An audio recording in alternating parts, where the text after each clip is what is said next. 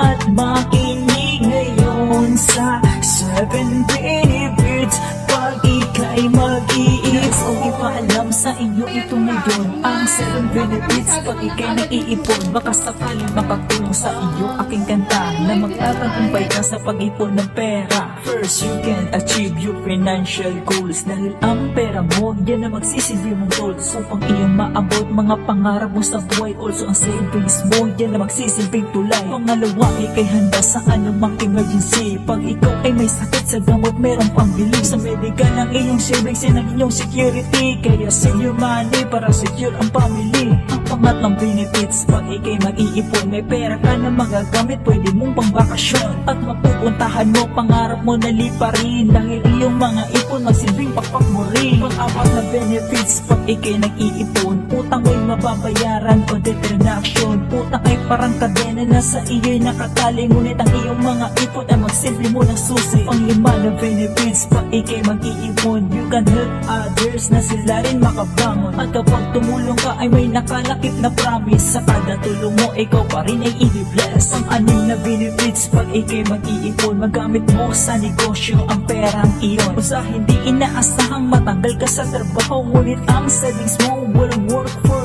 you. Pang-pito na benefits, mapaghandaan ang retirement ng iyong mga anak. Huwag mong isiping investment, ngayon pa lang sana mag-ipon ka na ng pera upang ang 7 benefits ay matatanggap mo pa. Oh, matutong mag-ipon ng pera mo ngayon upang ika'y handa sa darating na panahon.